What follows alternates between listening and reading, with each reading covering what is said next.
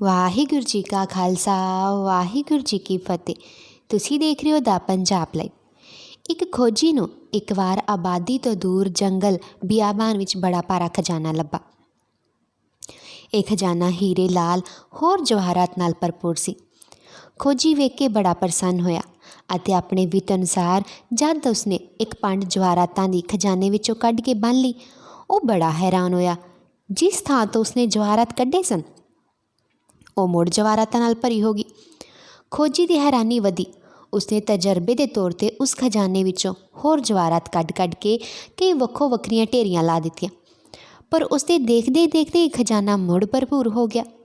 ਸਭ ਖੱਬੇ ਪਾਸੇ ਅਤੇ ਸੱਜੇ ਪਾਸੇ ਆਪੇ ਜਵਾਹਰਾਤ ਪੂਰੇ ਹੋ ਗਏ। ਜਦ ਖੋਜੀ ਨੂੰ ਯਕੀਨ ਆ ਗਿਆ ਕਿ ਇਹ ਖਜ਼ਾਨਾ ਮੁੱਕ ਨਹੀਂ ਸਕਦਾ, ਉਸ ਵਿੱਚੋਂ ਜਿਤਨੇ ਚਾਹੇ ਉਹ ਜਵਾਹਰਾਤ ਕੱਢੀਏ ਮੁੜ ਆਪੇ ਭਰ ਜਾਂਦਾ। ਉਸ ਦੇ ਦਿਲ ਵਿੱਚ ਖਿਆਲ ਆਇਆ, ਕਿਉਂ ਨਾ ਇਸ ਖਜ਼ਾਨੇ ਦਾ ਪਤਾ ਆਪਣੇ ਸਾਰੇ ਦੇਸ਼ ਵਾਸੀਆਂ ਨੂੰ ਜਾ ਕੇ ਦੇਵਾਂ, ਤਾਂ ਕਿ ਮੇਰਾ ਦੇਸ਼ ਅਮੀਰ ਅਤੇ ਸੁਖੀ ਹੋ ਜਾਵੇ। ਜਦ ਮੇਰਾ ਦੇਸ਼ ਅਮੀਰ ਅਤੇ ਸੁਖੀ ਹੋ ਗਿਆ, ਫਿਰ ਹੋਰ ਦੇਸ਼ਾਂ ਨੂੰ ਇਸ ਖਜ਼ਾਨੇ ਦਾ ਪਤਾ ਦਿੱਤਾ ਜਾਵੇਗਾ। ਤਦ ਸਾਰਾ ਸੰਸਾਰ ਹੀ ਅਮੀਰ ਅਤੇ ਸੁਖੀ ਹੋ ਜਾਵੇਗਾ। ਇਹ ਜੰਗਲ ਬੜਾ ਸੰਘਣਾ ਅਤੇ ਚੌਂ ਪਾਸਿਆਂ ਤੋਂ ਪਹਾੜਾਂ ਨਾਲ ਘਿਰਿਆ ਸੀ। ਇੱਥੋਂ ਤੱਕ ਪਹੁੰਚਣ ਦੀ ਕੋਈ ਸੜਕ ਨਹੀਂ ਸੀ। ਇੰਜ ਜਾਪਦਾ ਸੀ ਕਿ ਉੱਥੇ ਸਦੀਆਂ ਤੋਂ ਕੋਈ ਇਨਸਾਨ ਆਇਆ ਹੀ ਨਹੀਂ।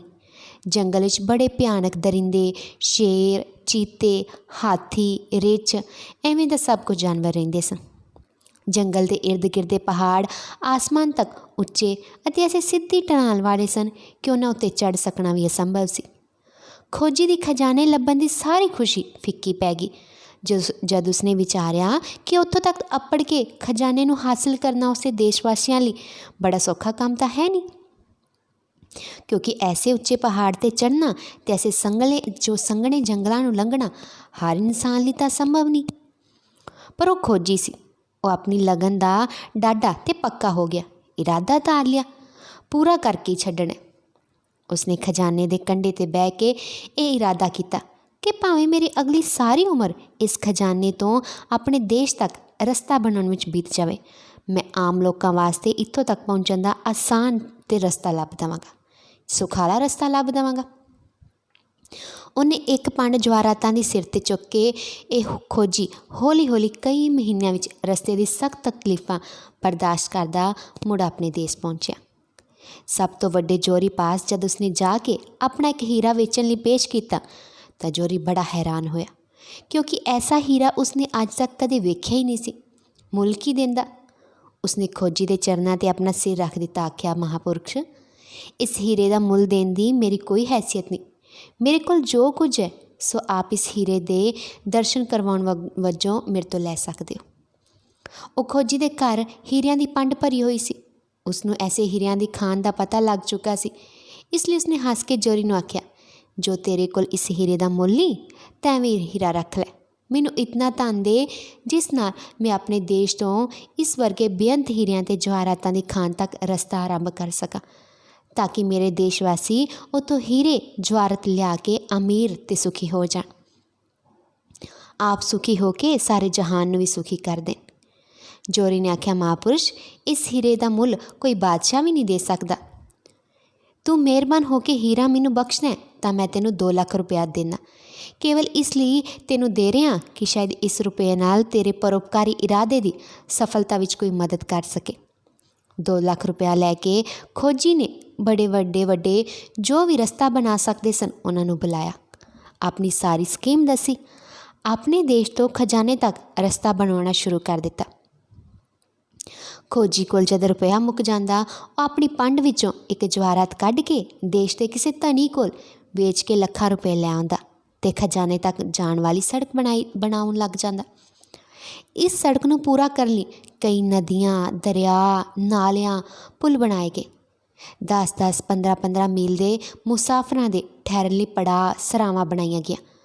ਪਹਾੜਾਂ ਨੂੰ ਕਟਵਾ ਕੇ, ਜੰਗਲਾਂ ਨੂੰ ਚੀਰ ਕੇ ਛੋਟੀਆਂ ਜਿਹੀਆਂ ਪਗਡੰਡੀਆਂ ਬਣਾਈਆਂ ਗਈਆਂ, ਜਿਸ ਉੱਤੇ ਇਨਸਾਨ ਤੁਰ ਕੇ ਉਸ ਖਜ਼ਾਨੇ ਤੱਕ ਪਹੁੰਚ ਸਕੇ, ਜੋ ਖਜ਼ਾਨਾ ਵਰਤਿਆਂ ਮੁੱਕਦਾ ਨਹੀਂ ਸੀ। ਉਹ ਖੋਜੀ ਨੇ ਸੋਚਿਆ ਕਿ ਮੈਂ ਖਜ਼ਾਨੇ ਤੱਕ ਦੀ ਸੜਕ ਤਾਂ ਬਣਵਾ ਦਿੱਤੀ ਹੈ। ਇਹ ਸੜਕ ਪਹਾੜਾਂ 'ਤੇ ਆ, ਜੰਗਲ, ਧਰਤੀ ਅਤੇ ਪਿਛੜੇ ਹਿੱਸਿਆਂ ਵਿੱਚੋਂ ਲੰਘਦੀ ਹੈ। इस सड़क वास्ते इस सड़क ते चलण वाले अपने देशवासियों की पूरी रहनुमाई लिए एक पुस्तक तैयार करा, जिस विच खजाने तक पहुँचने लिए रस्ते के सारे हाल, सारिया तकलीफ़ां के उपाय दर्ज करवा देवां, ताकि मेरे देशवासियों नूं उन्हां दी औलाद सदा इसलिए अमूल खजाने तो धन लिया के अमीर बन सके। बड़ी मेहनत नाल उसने खजाने तक पहुँचने लिए एक किताब लिखी। वो किताब विच सारिया हिदायतां दित्तियां। इस पुस्तक नूं खोजी ने बड़ी रीझ नाल छपवाया अते देश के राजे तो लैके कंगाल के घर तक ये पुस्तक पहुँचाई। वो भी उन्हें फ्री विच दित्ती। खोजी नूं खजाने तक सड़क बनवाउण ते उस संबंधी पुस्तक छपवा के वंडण विच कई साल लग गए। इतनी मेहनत नाल कीते काम नूं सिरे चढ़ा के वो आराम ते शांति का जीवन बतीत करन दे ख्याल नाल उसके खजाने के नज़दीक पहाड़ के दामन विच अपना घर बनाया अते उत्थे ही रहन लगा, अपने कुछ मित्रां नाल रहन लगा। इस तरह रहिंदियां उन्हों कई मुद्दतां बीत गईयां। हुण वो जो खोजी सी वो बजुर्ग हो गया सी। उसके काले वाल सफ़ेद हो चुके सन। उसके परोपकार भरे जीवन ने उसके दिल नूं संतुष्ट ते चेहरे नूं नरानी बना दिता सी।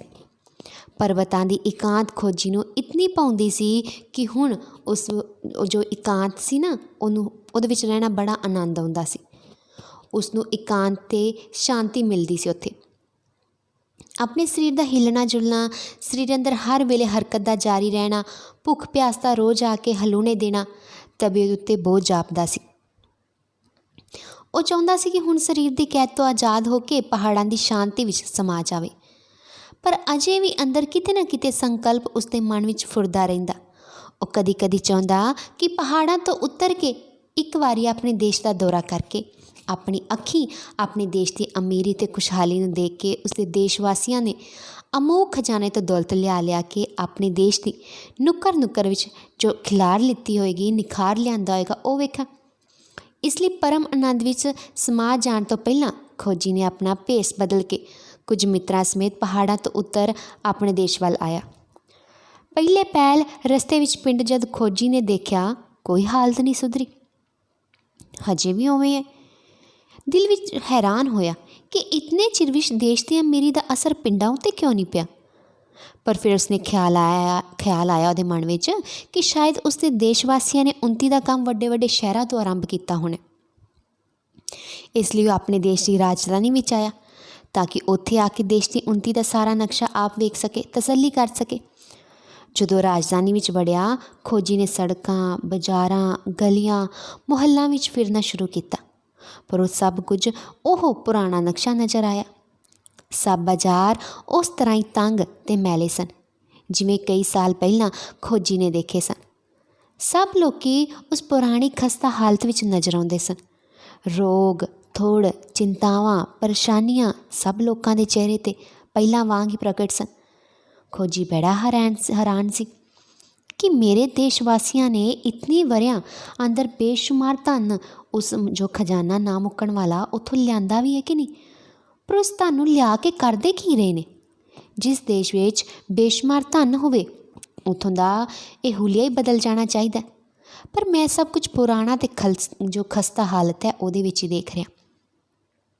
बाजारां विच मंगते उस तरह भीख मंगते पे ने। हकीमां वैदां दे बूहियां उत्ते उवें रोगी जो ने वो रुल रहे ने।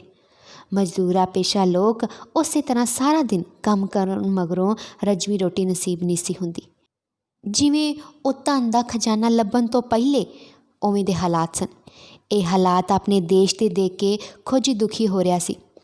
गलियां बाजारां विचों निराशा भरियां नज़रां नाल चौहीं पासी देख के अपनी उम्र दी कीती दा वो देख रहा सी कि जो मैं कीता है उहदा फल तो कुछ भी नहीं मिलिया। कुछ मिलिया ही नहीं मैनू तां, जो मैं चाहुंदा सी तां होया ही नहीं। भावें कि उस खोजी ने अपना भेस बदलिया सी, पर कुछ चिर बाजार विच फिरन मगरों उसनूं एक दो ने जो मनुख सन उन्होंने पछाण लिया। बस फिर किसी कन्नी मकन्नी खोजी दे राजधानी विच आउण दी खबर सारे शहर विच फैल गई। जिधर खोजी जांदा हज़ारां आदमी उसनूं देखण आउंदे, फुल्लां दे हार उहदे गलां विच पाउंदे।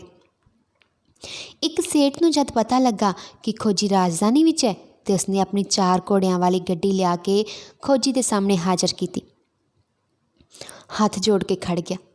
महाराज आप पैदल ना चलो, मेरी गड्डी विच सवार होके मैनूं निहाल करो, मेरी गड्डी नूं पवित्र करो। हुण खोजी 4 घोड़ियां वाली गड्डी विच फुल्लां नाल लद्दिया होया बैठा सी। पिछे चोर झूलदे सन। हज़ारां आदमी इस गड्डी दे अगे पिछे सन। ये जलूस राजधानी दे बाज़ारां विचों लंघ रिहा सी। कोठियां दी छत्तां ते बारियां विचों लोकी फुल्लां दी वर्खा करदे सन। खोजी दी गड्डी फुल्लां नाल इतनी भरी हुई सी कि खोजी दा मूँह ते अखां ही मसां दर्शन करन वालियां नूं दिसदियां सन। जद जलूस देखण दे राजे दे महल अगे पहुंचिया तां बाकायदा तौर ते खोजी नूं शाही फौज ने सलामी दित्ती। राजे ने सणे परिवार महल आके खोजी नूं नमस्कार कीती। हत्थ जोड़ के आख्या, महाराज आपने उस खजाने दा सानूं पता दिता है जो दी कदी मुकदा ही नहीं, जिस दे सामने साडे खजाने तुच्छ हन, इसलिए आप राजियां दे राजा, शाह खजाने तुच्छ हन, इसलिए आप राजियां दे राजा हो, शाहां दे शाह हो। बल्कि आप दे सामने दुनिया दे महाराज ते शहनशाह नीवे हैं, क्योंकि उन्हां दे खजाने वरतियां मुक सकदे हैं, पर आप दा खजाना तां अमुक है। ये दुनियावी महाराजे जो शहनशाह ने ये झूठे हैं, पर आप सच्चे हो। आपनूं मेरे परिवार, मेरे देशवासियों, मेरे प्रजा लई वजों नमस्कार है। आप धन हो। मेरे महल विच आप चल के कुछ समय पधारो, इत्थे तुहाडा जी आयां नूं है, तुसीं इत्थे रहो। आप लई जो आप दे माण विच असीं पत्तर पेश करांगे। खोजी पहलां ये देख के हैरान सी कि उहदे देशवासी इतने अंदर सुखी ते अमीर क्यों नहीं ने, वो उवें दे हालातां विच ही ने। हुण ये देख के हैरान हो रहा सी कि उसदे देशवासी उसकी इतनी इज्जत क्यों कर रहे हैं। अज आपां की करदे आ, अपने कोल बहुत वड्डा अनमोल खजाना है, पर आपां जाणदे ही नहीं। आपां नूं श्री गुरु ग्रंथ साहिब जी मिले हुए ने। आपां उन्हां नूं जो पढ़ना है, विचारना है, समझना है, अपनी जिंदगी विच लैके आउणा गुरबाणी नूं, वो नहीं करते। आपां की करदे आ, सिर्फ भी गुटका साहब लिया ते उन्होंने धूफ बत्ती करती, बस काम खत्म। नहीं, ਜਦੋਂ तक आपां गुरु ग्रंथ साहिब जी नूं ਉਹ ਬਾਣੀ ਨੂੰ ਪੜਾਂਗੇ नहीं, अपने जीवन में शामिल नहीं करांगे, आपां नूं किवें पता चलेगा कि उस राह ते किवें चलना। ਜਦੋਂ तक जीवन ही नहीं उवें दा बनाउंदे, फिर किवें सुखी हो जाएंगे, फिर किवें दूजियां तो भाल कर सकते हैं, या किवें दूजियां तो उम्मीद कर सकते हैं कि आपां सुखी हो जाएंगे। इसलिए आओ मिल के गुरबाणी दे लड़ लगिए, गुरबाणी उचारीए, गुरबाणी नूं समझिए ते जीवन में शामिल करिए ते सुख प्राप्त करिए। जो इन्ना वड्डा खजाना है जो ना मुक्कण वाला है, फिर उहदे वल क्यों नहीं चलते। आओ सारे मिल के गुरबाणी दे लड़ लगिए, रोज़ एक पंक्ति ही पढ़िए ते उहदे ते विचार करके जीवन दे अगे चलिए, जीवन नूं सुखाला बनाइए। आओ मिल के पहल करिए।